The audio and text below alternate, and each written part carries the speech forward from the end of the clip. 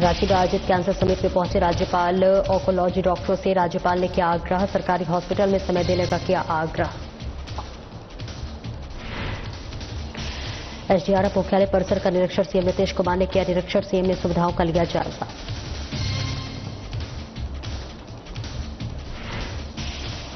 बगहा पहुंचे बीजेपी प्रदेश महामंत्री शिवेश राम, बीजेपी कार्यालय से रथ को दिखाई हरी झंडी, पीएम मोतिहारी आगमन की तैयारी तेज। बोकारो में महिला और ग्रामीण की लाठीचार्ज की घटना, बीजेपी सांसद ढोलू महतो ने जताई नाराजगी, ग्रामीणों के समर्थन में उतरे सांसद ढोलू महतो। सरायकेला में राजस्व कर्मचारी घूस लेते गिरफ्तार, एसीबी की टीम ने किया गिरफ्तार, ऑनलाइन पंजी के नाम पर दर्ज करने के एवज में मांगे थे घूस। नमस्कार, स्वागत है आपका। मैं हूं आपके साथ सपना दीपक मदेशिया। बुलेटिन का आगाज करेंगे। कैंसर जैसी बीमारी का भी सटीक इलाज नहीं होने के कारण डॉक्टर से लेकर सरकार भी अब लगातार जो है इस पर प्रयासरत है और आज राज्य के कैंसर समिट का आयोजन किया गया। कार्यक्रम में झारखंड और बिहार के कई ऑन्कोलॉजी डॉक्टर ने भाग लिया। कार्यक्रम में मुख्य अतिथि के रूप में राज्यपाल संतोष गंगवार ने भाग लिया। वहीं झारखंड सरकार के अपर मुख्य सचिव अजय कुमार सिंह भी शामिल रहे। इस दौरान झारखंड के अपर मुख्य सचिव अजय कुमार सिंह ने सभी ऑन्कोलॉजी डॉक्टर को सरकारी अस्पताल में समय देने का आग्रह किया है। इसके लिए प्रति पेशेंट 800 रुपए फीस भुगतान का भी प्रावधान बताया। तो वहीं आम लोगों के इलाज के लिए जल्द ही झारखंड के तमाम जिलों में कैंसर से जुड़े डायग्नोसिस सेंटर खोले जाएंगे। डॉक्टरों ने झारखंड के लिए इंफ्रास्ट्रक्चर में सुधार की बात कही है।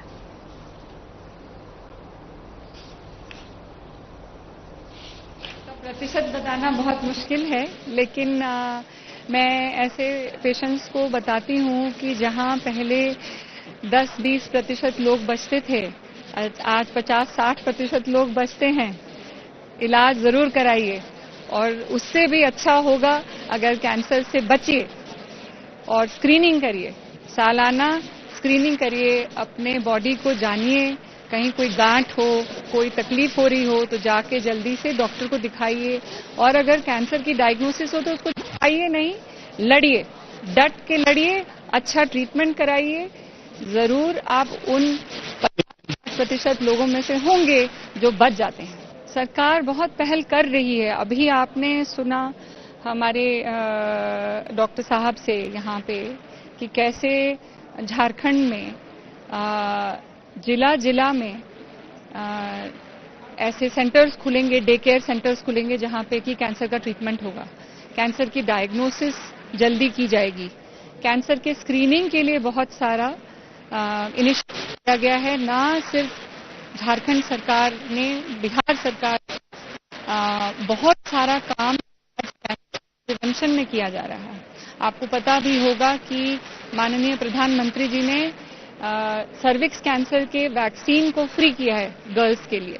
तो हम अभी तक पूरे पड़ाव पे पहुंचे नहीं हैं, लेकिन संघर्ष जारी है और संघर्ष नए तरीके से किया जा रहा है भारतवर्ष में। ये देख के बहुत प्रोत्साहन मिलता है। बीमारी और उसके लिए अच्छे प्रयास हो रहे हैं, तो बहुत बहुत शुभकामनाएं, धन्यवाद। कोशिश हो रही है और यहाँ पर झारखंड के सरकार के भी जो लोग हैं उनका भी मानना है कि सरकारी अस्पतालों में भी निजी डॉक्टर आ सकते हैं और उपचार कर सकते हैं। और हमारा मानना है कि अगर कोई समस्या है तो उसका समाधान भी है। जब कभी कोई ऐसा संपर्क करेगा झारखंड का तो उसको उपचार सही मिलेगा।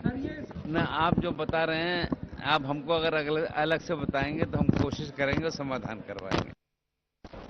मुख्यमंत्री नीतीश कुमार ने बिहटा में राज्य आपदा मोचन बल यानी कि एसडीआरएफ मुख्यालय परिसर का निरीक्षण किया। निरीक्षण के क्रम में सीएम ने निर्माणाधीन भवनों के निर्माण कार्य की प्रगति के साथ उपलब्ध कराई जा रही सुविधाओं का जायजा लिया। इस दौरान भवन निर्माण विभाग के सचिव कुमार रवि ने मुख्यमंत्री को राज्य आपदा मोचन बल मुख्यालय के प्रस्तावित मॉडल के माध्यम से निर्माणाधीन कैंपस में संबंध में विस्तृत जानकारी दी। तो वहीं मौके पर मुख्यमंत्री ने अधिकारियों को निर्देश देते हुए निर्माण कार्यों में तेजी लाकर बचे हुए काम को जल्द पूरा करने की बात कही।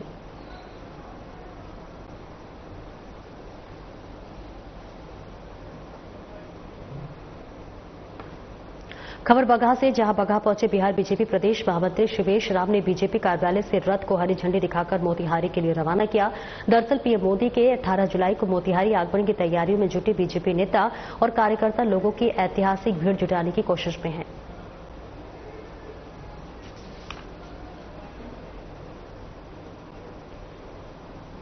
धनबाद के बीजेपी सांसद ढुलू महतो ने कल महिला और ग्रामीणों पर हुए लाठीचार्ज की घटना की निंदा की। उन्होंने कहा है कि किसी भी कीमत पर यह बर्दाश्त नहीं है। कल बलियापुर थाना क्षेत्र के स्थित सेल के तासरा कोल प्रोजेक्ट विस्तारीकरण कार्य के दौरान सेल के सुरक्षा कर्मियों और ग्रामीणों के बीच झड़प हो गई, जिसके बाद पुलिस ने लाठीचार्ज किया था। इस लाठीचार्ज को लेकर धनबाद के सांसद ढुलू महतो ने गहरी नाराजगी जताई है। बोकारो में मीडिया से बात करते हुए उन्होंने कहा कि बर्बरतापूर्वक लाठीचार्ज कर कार्रवाई होनी चाहिए। रैयतों की जमीन किसी भी कीमत पर लूटने नहीं दिया जाएगा। कुछ भी हो, हम लोग ग्रामीण के साथ हैं।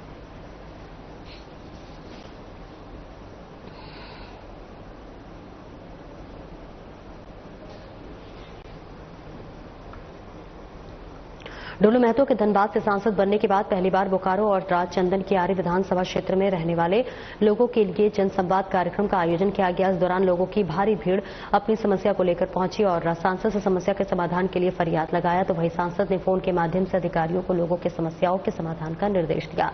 बताया गया कि लोगों ने जमीन, सड़क, बिजली विस्थापित सहित अन्य समस्याओं से सांसद को रूबरू कराया।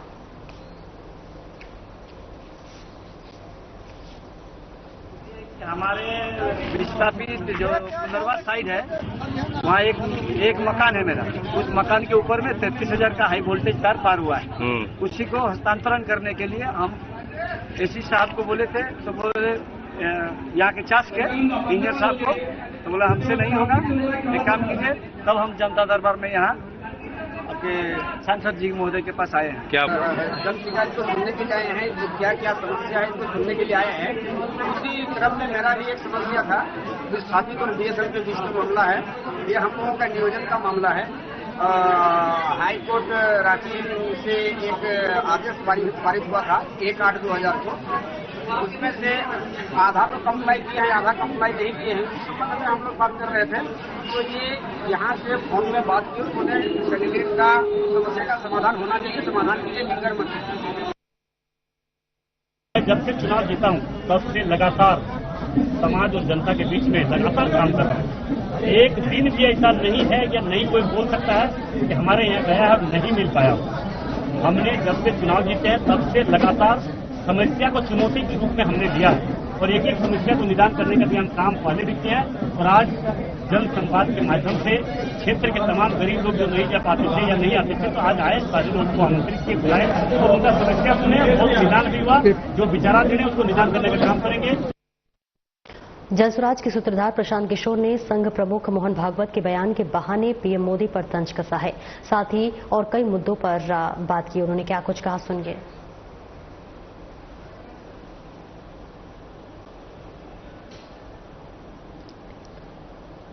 आरएसएस की जिम्मेवारी है।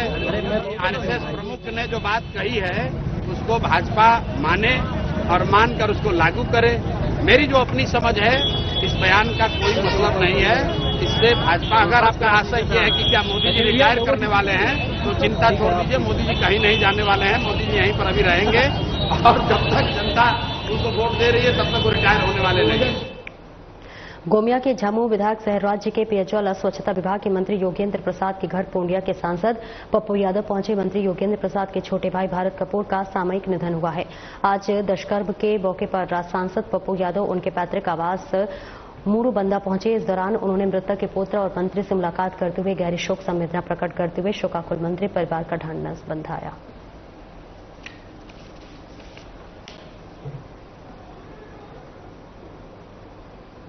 जमशेदपुर के पोटका हल्दी पोखर में किशोरी सभा का आयोजन किया गया। सभा के दौरान किशोरियों को बाल विवाह, शिक्षा, स्वास्थ्य, छात्रवृत्ति आदि मामलों को लेकर जागरूक करते हुए विचारों का आदान प्रदान किया गया। आयोजित कार्यक्रम में हल्दी पोखर पंचायत भवन में आकांक्षी जिला के पीरामल फाउंडेशन की टीम के द्वारा मुखिया देवी कुमारी के नेतृत्व में किया गया, जिसमें बड़ी संख्या में पंचायत के किशोरियों ने भाग लिया।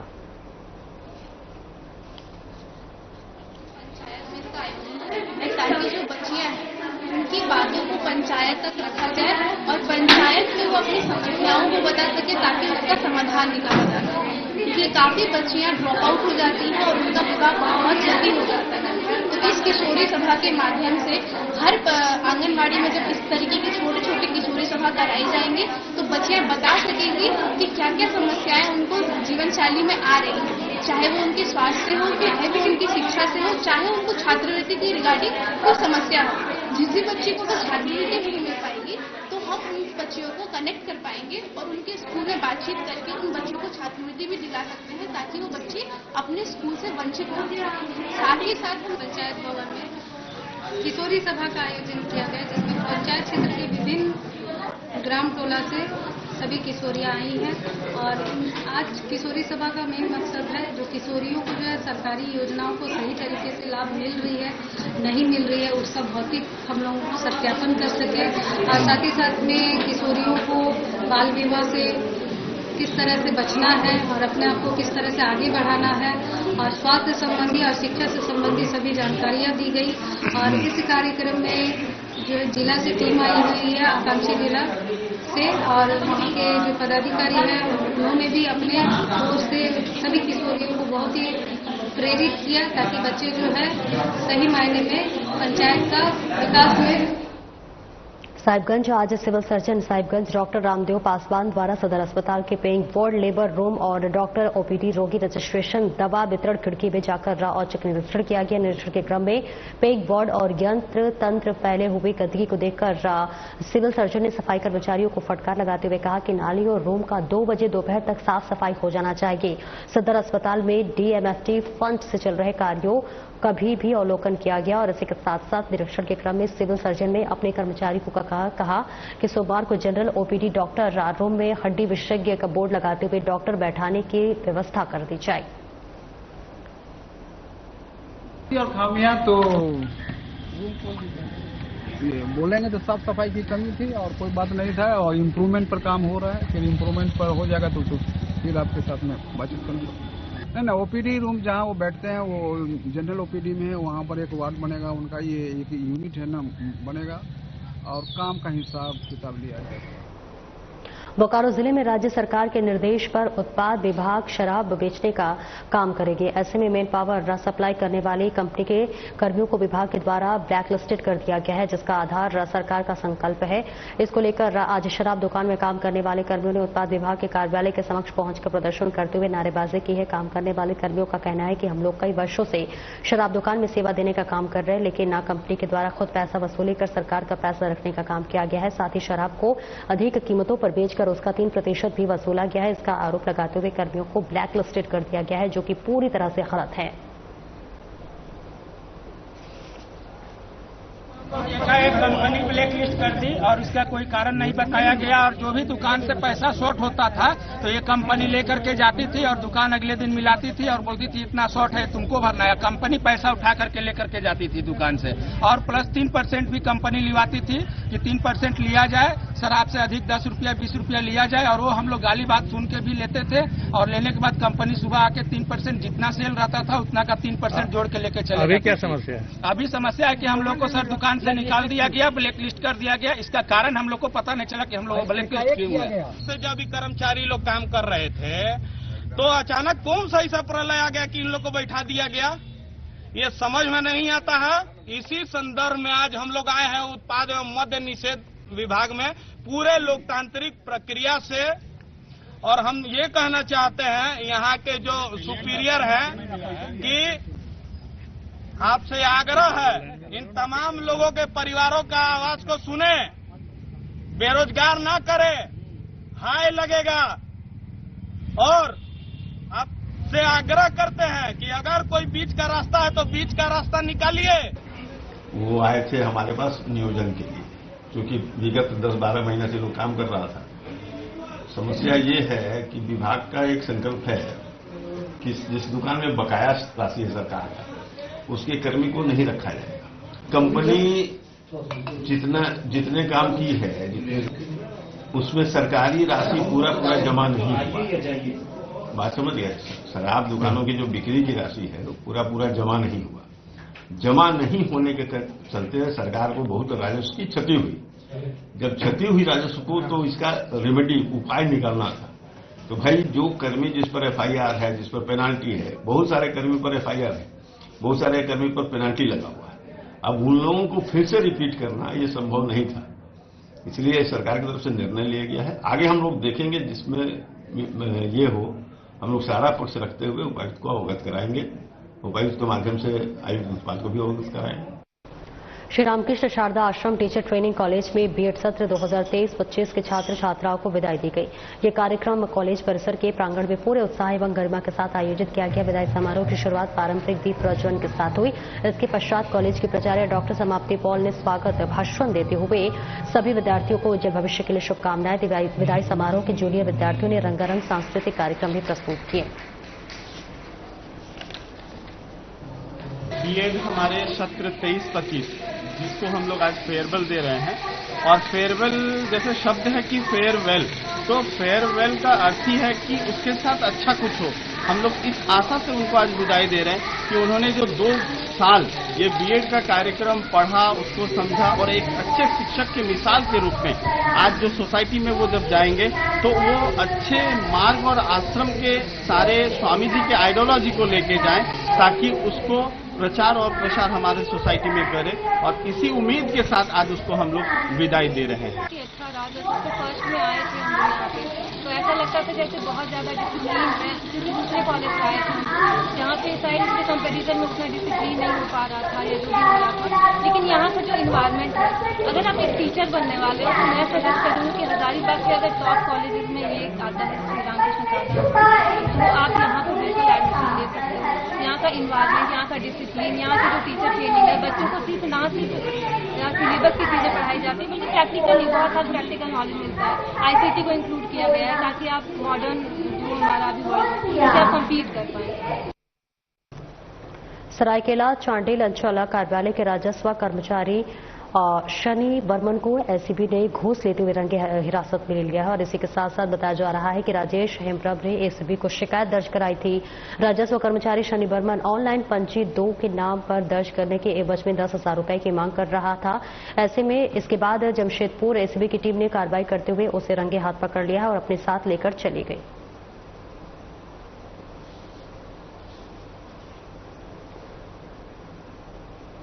खबर बगहा से है, जहां पंचायत भवन में ग्रामीणों ने विद्युत विभाग के खिलाफ जमकर नारेबाजी करते हुए प्रदर्शन किया। बताया गया है कि ग्रामीण इलाकों की बिजली आपूर्ति में मनमानी से नाराज होकर ग्रामीण विरोध प्रदर्शन पर उतारा। इस दौरान ग्रामीणों ने 72 घंटे का अल्टीमेटम देते हुए कहा कि यदि व्यवस्था नहीं सुधरी तो सड़कों पर उतरकर आंदोलन किया जाएगा। ये पूरा मामला बगहा 2 प्रखंड के नरबल बोरवाल पंचायत का है।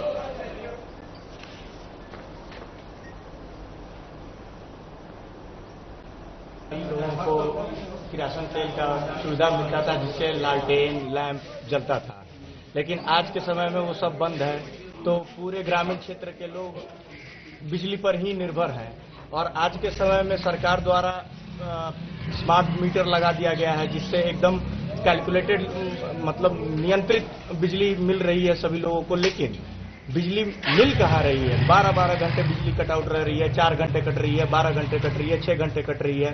क्यों कट रही है? क्योंकि हमारे यहाँ पहले बगहा से आती थी ग्रिड से लाइट, लेकिन अब उसको सेमरा के द्वारा कर दिया गया है, जिसके कारण हमारे यहाँ के ग्रामीण क्षेत्रों में काफी बिजली के कटआउट्स का सामना करना पड़ रहा है, और जिसके कारण लोग त्रसित हैं, और कृषि भी त्रसित है, क्योंकि उनको न मोटर चलाने के लिए उपरोक्त वोल्टेज मिल पा रहा है, न उतना उनका कार्य संपन्न हो पा रहा है। तो इसलिए कृषि भी त्रसित है, ग्रामीण भी त्रसित है। हम जो बिजली उपभोक्ता हैं, हम लोग का यही मांग है कि सेमरा ग्रिड से हम लोग का कनेक्शन दिया हुआ है, और स्थिति क्या है कि यहाँ बिजली कब आएगा और बिजली कब जाएगा इसकी कोई जानकारी नहीं होती है। अभी लगभग 1 सप्ताह से हम लोग का स्थिति क्या है, कभी रात भर बिजली गायब, कभी दिन भर बिजली गायब, कभी 4 घंटा बिजली गायब। इसको लेकर हम लोग काफी परेशान हैं।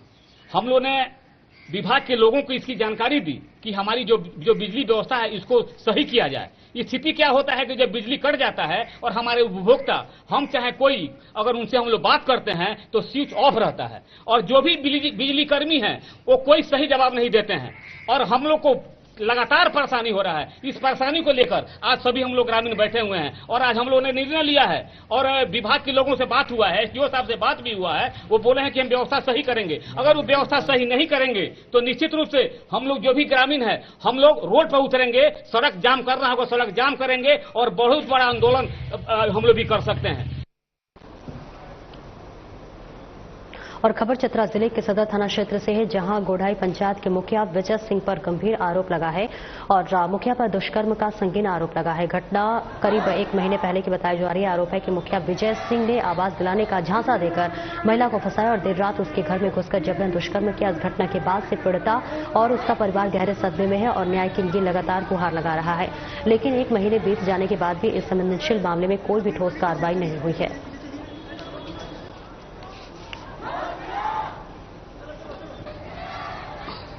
कि जून में ही 11 तारीख को एक हमारे समाज की महिला घर में सो रही थी।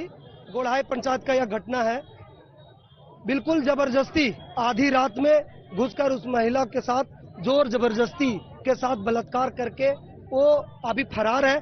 हम लोग लगातार प्रशासन से मांग कर रहे हैं कि उसकी गिरफ्तारी जल्द हो और अगर गिरफ्तारी नहीं होता तो हम लोग इससे भी बड़ा आंदोलन करेंगे। हम लोग दोषी पे कार्रवाई के लिए मांग कर रहे हैं। आश्वासन बोला गया कि 24 घंटा के अंदर हम लोग दोषी को अभियुक्त को गिरफ्तार करेंगे। जांच हो रही है। जांच के उपरांत मामला सही पाया जाएगा तो हम लोग कठोर कार्रवाई करेंगे। जो कानून के नजर में सब बराबर है और मान सम्मान सबका है। तो इसमें भी एसपी सर नए आए हैं और ये गुड गवर्नेंस के लिए जाने जाते हैं। हम आशा करते हैं कि सबके लिए न्याय का दरवाजा खुलेगा। लेकिन अगर कोई दोषी है तो उसको भी तो वो भी दंडित नहीं हो। अगर कोई तो दोषी है दंडित होना चाहिए और निर्दोष है तो उनको दंड नहीं मिलना चाहिए। दोनों पक्ष जांच करके ही इसमें अब आगे बढ़ेंगे। ऐसा हम लोग थाना प्रभारी को भी और डीएसपी हेडक्वार्टर को भी बोले। तो इसमें जो भी है हम लोग जल्दी उसका रिजल्ट दें और पब्लिक के सामने। आज तक जैसे भी हम लोग त्वरित कार्रवाई कई घटनाओं में की है। हजारीबाग के चरही थाना क्षेत्र में गश्ती के दौरान कंटेनर की चपेट में आने से एक पुलिस जवान की मौत हो गई। मृत जवान की पहचान उमा शंकर पांडे के रूप में की गई है, जो पलामू जिला के विश्रामपुर के रहने वाले थे। घटना के संबंध में बताया गया है कि गश्ती के दौरान कंटेनर ने उन्हें अपनी चपेट में ले लिया। चरही पुलिस मौके पर पहुंचकर शव को अपने कब्जे में लेकर पोस्टमार्टम के लिए हजारीबाग मेडिकल कॉलेज अस्पताल भेजकर जांच में जुट गई है। सड़क दुर्घटना में चरही थाना में रामा शंकर पांडे ग्राम टोना थाना विश्रामपुर के रहने वाले थे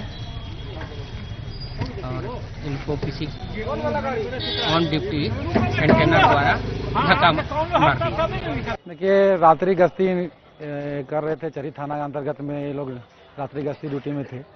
इसी दौरान एक टेलर के चपेट में आने के कारण से इनका डेथ हो गया और बहुत घटना जो है दुर्भाग्यपूर्ण घटना है। ऐसा घटना घटते रहा है। हम लोग के 1 महीना में दूसरा घटना ऐसा है जो कि एक्सीडेंट में हम लोग के जवान का डेथ हुआ है। जामताड़ा जिले में शराब दुकान चलाने को लेकर रा आरके कंपनी को टेंडर दिया गया था, लेकिन झारखंड सरकार ने अब इस कंपनी को 30 जून से हटा दिया है, जिसके बाद जिले में शराब की दुकानों में शराब की उपलब्धता की काफी कमी देखी जा रही है।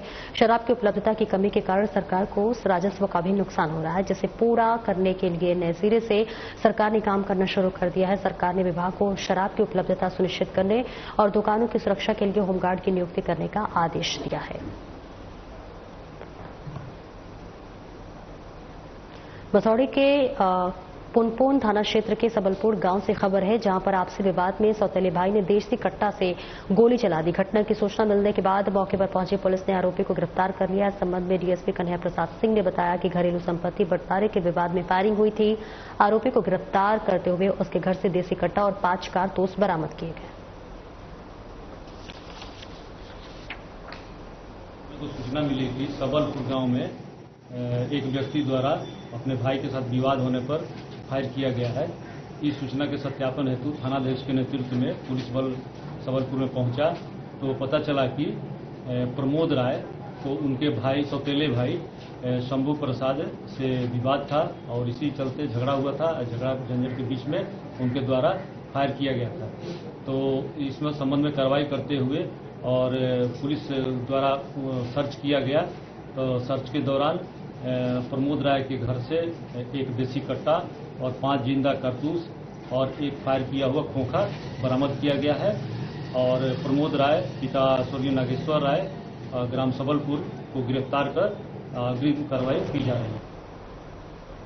पटना से बेगूसराय या खगड़िया की तरफ जाने वाले रेल यात्रियों के लिए एक बड़ी जानकारी है। जी हां, मोकामा से आगे जैसे ही ट्रेन राजेंद्र सेतु पार करती है तो आप सावधान हो जाएंगे। अगर आप खिड़की या दरवाजे पर मोबाइल चला रहे हैं या गंगा नदी ओवरपुल का वीडियो बना रहे हैं तो ऐसे में आपका मोबाइल झपट्टा मार गिरोह का शिकार हो सकता है। जी हां, ऐसे ही एक वीडियो सोशल मीडिया पर वायरल हो रहा है। वायरल वीडियो राजेंद्र सेतु का बताया जा रहा है।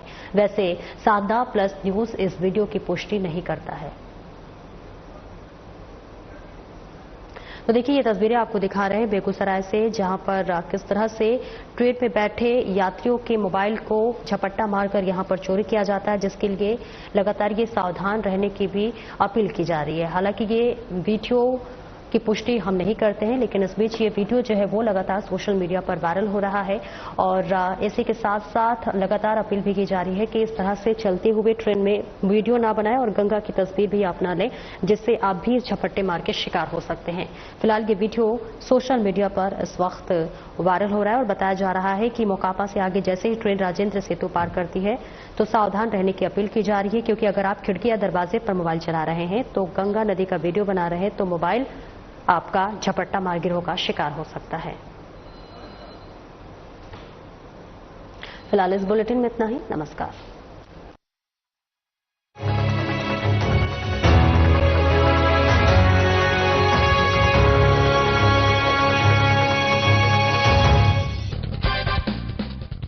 मौत के जश्न के बाद बात करते हैं